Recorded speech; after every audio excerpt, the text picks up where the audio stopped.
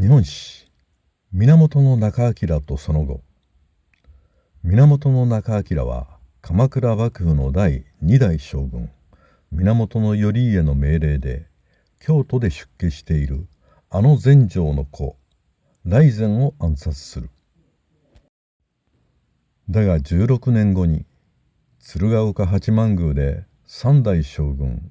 源実朝と共になぜか暗殺されるのである。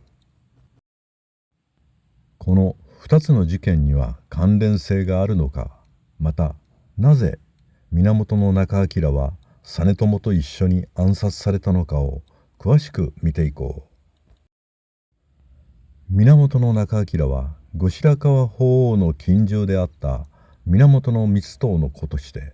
青年は不詳だが京都に生まれている。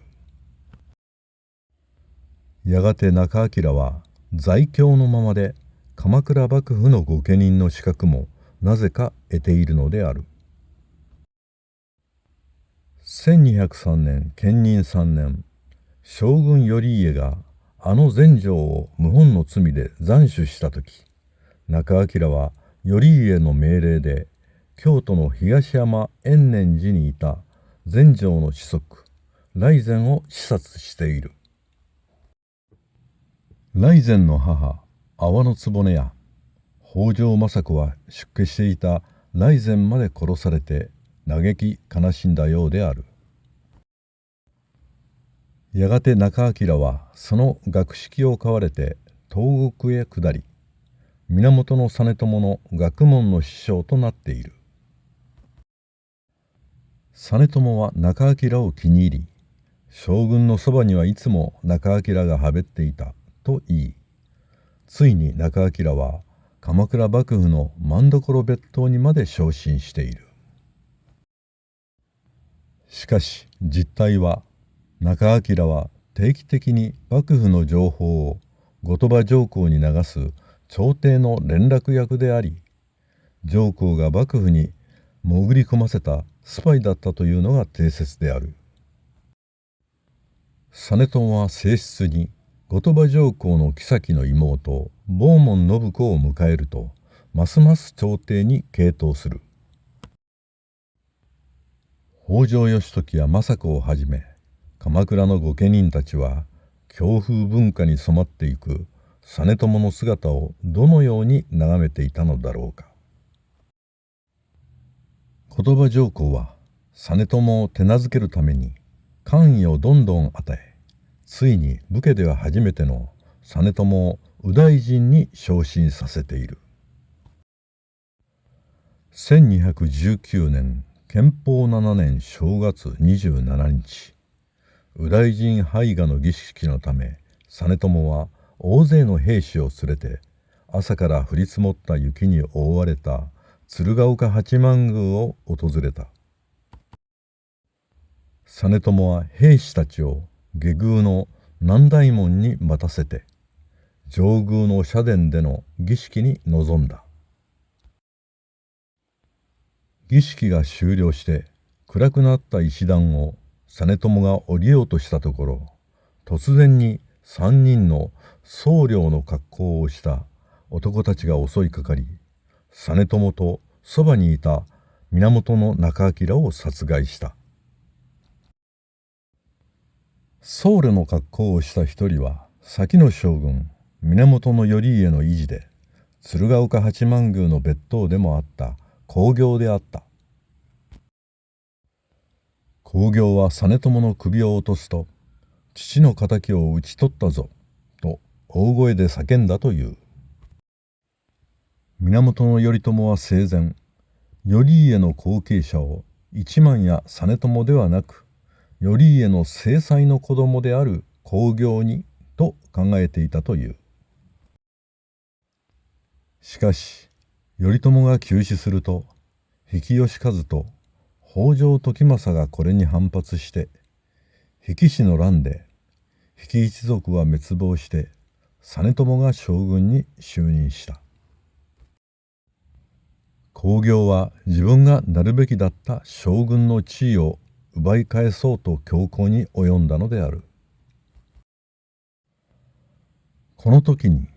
3人の刺客に側近の源仲章も殺害されているが、実は実朝に従う役目は直前までは北条義時の予定だったという。ところが義時は直前に体調不良のために源仲章に交代してもらったというのである。実朝の暗殺については古来からさまざまに論じられ、黒幕についても推理されてきた。主なものを挙げれば北条義時説と三浦義村説である。北条義時が疑われたのは直前で姿を消したためだが、三浦義村が怪しまれたのは興行の乳母であったからである。義村は興行を洗脳して実朝と義時を同時に始末して将軍興行を陰で操ろうと企んだ。ところが義時に直前で逃げられたために仕方なく口封じに興行を消したという説である。現に興行は事件の後、追ってから逃げようと吉村の屋敷に入ろうとして吉村の家来に殺されている。しかしこの実朝暗殺にはもっと多くの人々が関わっていて複雑なように思えるのである。実朝暗殺で朝廷と幕府は間もなく承久の乱に突入していくが、朝廷に傾倒する源実朝や朝廷のスパイと思われる源仲章の存在は鎌倉の人々には鬱陶しい存在だったはずである。日本でも屈指と思われる策謀家の北条義時がこのチャンスをむざむざと逃すだろうか。特に源仲章について北条家の人々は出家している全成の息子雷禅を殺された時の恨みもあったに違いない。あくまでも想像だが、北条義時と三浦義村が協力して源実朝と源仲章という朝廷に近い2人を同時に始末して興行一人に罪をかぶせた。しかも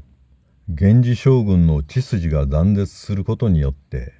本当の意味での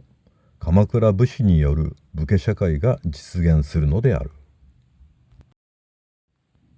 もし源仲章への恨みを